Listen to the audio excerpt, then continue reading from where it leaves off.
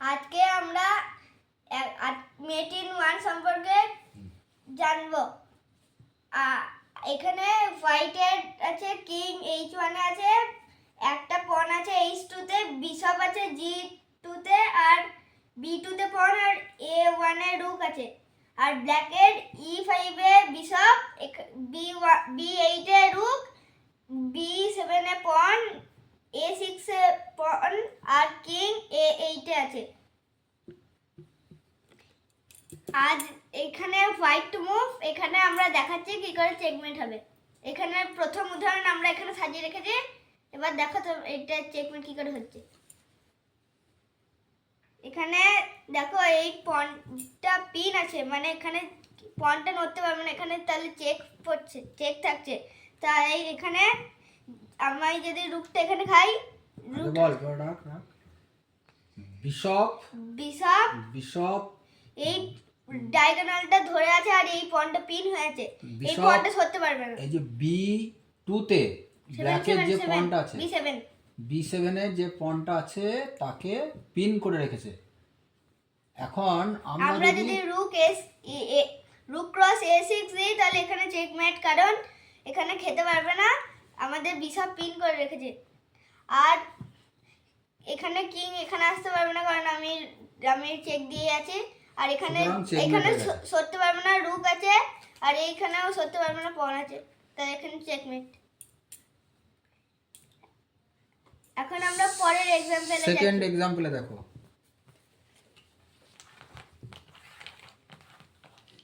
King A1 আছে, রুক G1 আছে, আর H2 তে পন আছে, H2 pawn and bishop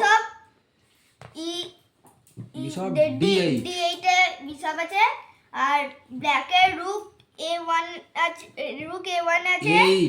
A8 এ আছে, আর বিশপ কই, কিং ব্ল্যাক কিং আছে H8, আর ব্ল্যাক বিশপ আছে, পন আছে H7, আর বিশপ আছে A3 তে, আর একটা পন আছে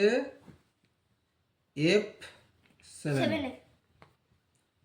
এখানে আবার হোয়াইট টু মুভ, এখানে চেকমেট, এখানে এই রুকটা গোটা এই। আচ্ছা দেখো আগে ভালো করে, এখানে আমাকে বলা হয়েছে যে হোয়াইট টু মুভ, প্রথম হোয়াইটটাকে মুভ করতে হবে। কিভাবে আমরা এক চালে মেট ইন ওয়ান অর্থ এক চালে মেট করতে হবে।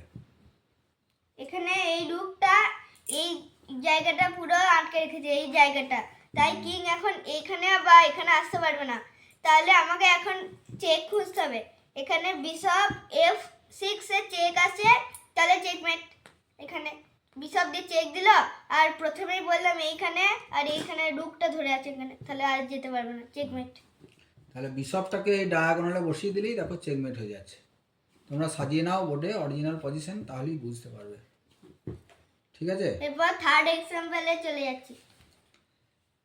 থার্ড এক্সাম্পলে যাও, আগে বোর্ডটাকে অরিজিনাল জায়গায় নিয়ে এসো আবার। কিং G2 তে আছে, আর দুটো পন আছে G4 এ, G4 এ, G3 তে, আর একটাতে H4 এ আছে।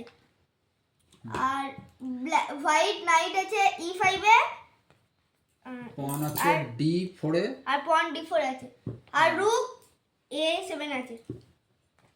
এখন ব্ল্যাক পজিশন, আর ব্ল্যাকের পজিশন রুক D6 D5, রুক D5, একটা পন আছে E6 এ, আর তার পাশে কিং আছে, মানে কিং F6 এ আছে, আর তার কিং এর পাশে একটা পন G6 এ আছে, আর একটা পন H7 আছে, আর নাইট C2 তে আছে। এখানে আবার হোয়াইট টু মুভ। তো দেখো আগে পজিশনটাকে দেখে নাও ভালো করে সবাই, নিজেরা বোর্ডে এইভাবে সাজিয়ে নাও, সাজানোর পরে বুঝতে পারবে যে কিভাবে আমরা মেট ইন ওয়ান করব। আগে অরিজিনাল পজিশন দেখো, কিংটা কোথায় কোথায় মুভ করতে পারে। এখন এখানে নয়, শুধু এখানে আসতে পারবে, কারণ এখানে খেতে পারবে না, কারণ আমি খেয়ে নিতে পারি, মানে আমার পন আছে। এখানে আসতে পারবে না, আমার আবার পন আছে। এখানে শুধু এই তিনটে জায়গায় রুক আছে, শুধু এইখানে আসতে পারবে কারণ এখানে কোনো বাধা নাই। তো এখানে হোয়াইট টু মুভ, এখানে আমার যদি সব স্কোয়ার আটকানো আছে তাহলে এক চালে চেকমেট আসছে। কিন্তু যদি তোমরা ভাবো এখানে G4 খেলে এখানে আটকে দেওয়া তাহলে আর তারপরে চেক খুঁজে চেকমেট হয়ে যাবে, কিন্তু এটা এক চালে চেকমেট করতে হবে, এক চালে তো হচ্ছে না, কোনো চেক আসছে না। তাই এখানে একটা আলাদা চাল ভাবতে হবে যাতে চেক দেওয়ার সাথে সাথে এই স্কোয়ারটাও আটকে যায়। এখানে আছে রুক F7 এর চেকমেট, কারণ এখানে আমি চেক দেওয়ার সাথে সাথে ওই এই স্কোয়ারটাও আটকে দিলাম, মানে এখন চেকমেট। তাহলে রুক F7 আনলেই চেকমেট হয়ে যাচ্ছে, ঠিক আছে। এখন ফোর্থ এক্সাম্পলে চলে যাচ্ছি।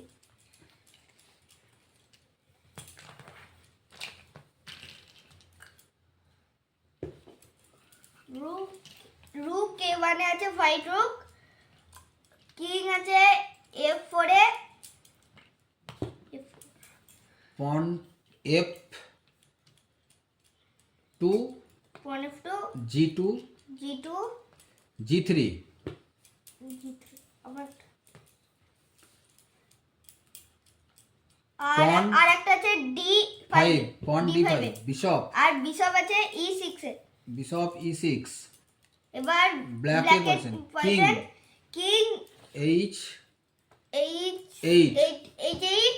পন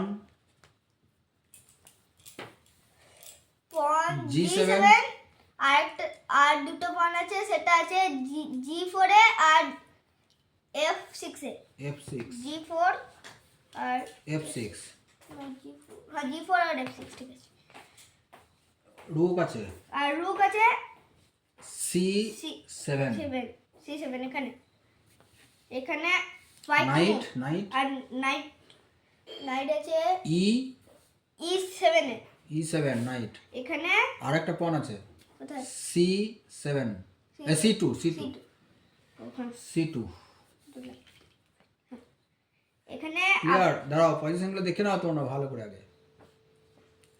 কিং H8 ব্ল্যাকের ক্ষেত্রে বলছি, পন G7, পন G4, পন F6 আর পন C2 তে আছে, পন C2 আর রুক আছে রুক C7 এ আর নাইট আছে E7 এ।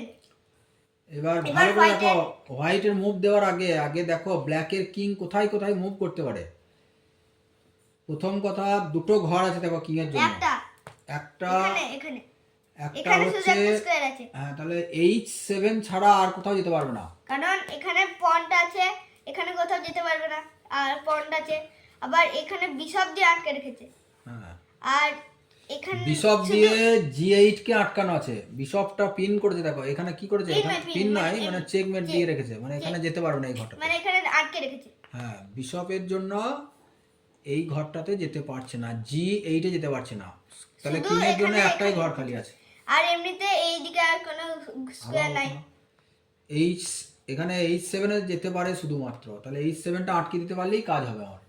দেখে নাও এখানে আবার চেক দেওয়ার সাথে সাথে এই স্কয়ারটা আটকে দেবে, আগের এক্সাম্পলটার মতো। তাহলে এখানে দিলে কিন্তু চেকমেট হবে না, কারণ এখানে পালিয়ে আসতে পারবে, এইটা দেওয়া যাবে না, তাই এখানে রুক H1 এর চেকমেট। H1 দিলেই দেখো চেকমেট হয়ে গেল, আর আসছে না, কোথাও নড়ছে না। আর এখানে আগেরটাতে যদি এখানে দিই এই স্কয়ারটা আটকাচ্ছে, এটা আটকাচ্ছে না, আর আমার এই স্কয়ারটা রুক দিয়ে আটকানো লাগবে না, আমার এমনিতেই বিশপ দিয়ে আটকানো আছে, শুধু আমার এই স্কয়ারটা আটকাতে হবে রুক দিয়ে, তাই এখানে চেক মানে ক্লিয়ার, ঠিক আছে। আজকে এই 4টে থাক, পরের দিন আবার তোমাদেরকে নতুন এক্সাম্পল দেখাবো।